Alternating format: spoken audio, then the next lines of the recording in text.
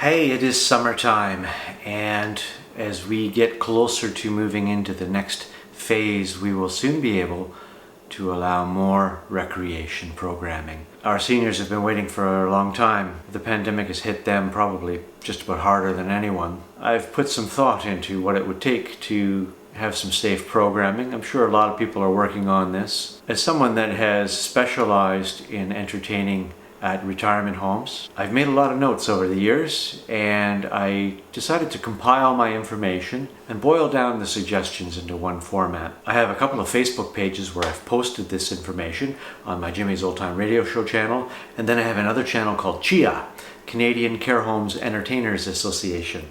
So these guidelines have been put together over about 10 years of entertaining seniors. I sent them to all the venues I know, all the managers that I'm in contact with, and I've sent them to the Ministry of Health and a few other governing bodies. I have a gerontology background. I used to be a nutritional manager in long-term care and in retirement. I have just completed my long-term care administration course, and I'm continually doing upgrades. I'm continually studying the industry.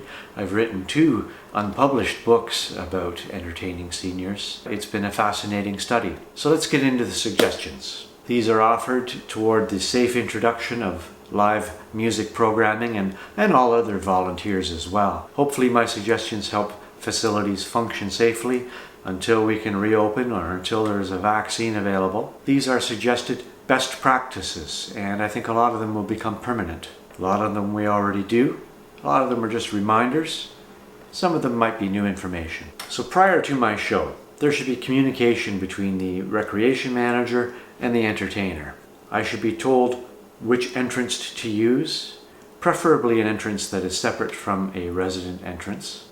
In the one outdoor concert I've played so far, there was a separate entrance right to the courtyard where I played. I went from the parking lot to the courtyard. Maybe there's a contractor's entrance if I'm playing inside. I think the design of these facilities will see some changes in the future. The entertainer should be supplied fresh personal protective equipment. Of course, there should be sanitizer at the sign-in station. There should be signage directing all visitors to where sanitizing stations are. And these sanitizing stations, there should be a flagging system to identify empty disinfectant. All staff should be responsible for changing sanitizer. It should never be deferred. It should never be left for someone else.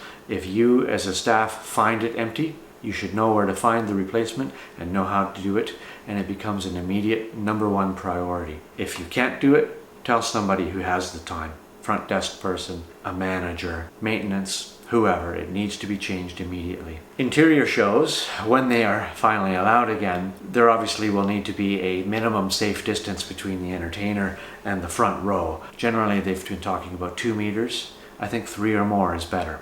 This is difficult in some of the smaller, older facilities where their recreation rooms are small. Again, I think as buildings are designed in the future, they're going to be building in more space for recreation. Exterior shows, preferably entertainers can enter without transiting through the facility. Exterior shows should have prearranged shade, an extension cord, a table, water, everything that the performer will need before he or she even arrives, to minimize the interactions. Sanitizer should be within arm's reach of all entertainers while they're performing. Sanitizer should also be at every doorway, especially outside of washrooms, but it should be everywhere you go, and they should all be working.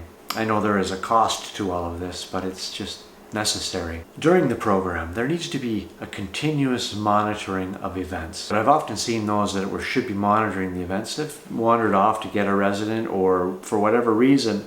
There should always be somebody in the room monitoring the audience, monitoring the performers, screening for suspected communicable disease. Programs in dining rooms, when they're allowed to happen again, need to have complete and thorough housekeeping before the entertainers arrive. Entertainer beverages should be in a cup that is separate and identifiable from the resident cups. Preferably a tumbler with just clear water, no ice. Ideally something that's washable and reusable, not disposable. There needs to be designated visitor washrooms so that an entertainer or whoever is visiting doesn't use a resident washroom. They should be shown where the visitor washrooms are. Any residents that might have a productive cough for whatever reason should always be at the back of the room. And of course, residents that are actually contagious with something, they need to be at a safe distance or, unfortunately, not part of the program. Shared items like songbooks and little instruments, maracas, things like that, cannot be used. Handshakes need to be discouraged, but residents do like to socialize, so keep that hand sanitizer handy. Talk to your residents though about the protocols. For those that are cognitively not understanding, just monitor them, help them. I'll do my part too, but keep that sanitizer handy to keep us all safe. Minimum aisle widths of say 2 meters for wheelchair and ambulating people. This is important during a pandemic as well, because if somebody does have a productive cough suddenly, we need to be able to get them out. Having safe aisles is critical during all programming. Similarly, unobstructed doorways are essential. The residents need to have their attendance taken during programs. That document will coincide with the sign-in book for the entertainers. So if you do need to do some trace contacting, all of the information is there. Food best practices need to be closely followed during programs, and dietary managers should be involved in making sure that these things are done. The use of tongs, the use of napkins, not handling the food with your bare hands, not letting residents touch things. These are regular practices, but they're more important now than ever. Name tags are important, especially on staff, but it's also really important for residents to have name tags and for the entertainers and visitors. That way, again, if you need to do some follow-up contact tracing, hopefully you can identify who it was that you might be concerned with. My program will be in your recreation calendar, and my program will also be in my performance log, in my calendar, so that we can again follow up. And entertainers should have sanitizer in their vehicles and in their equipment. I always have sanitizer right in the door of my van. As soon as I get in, I give it a shot,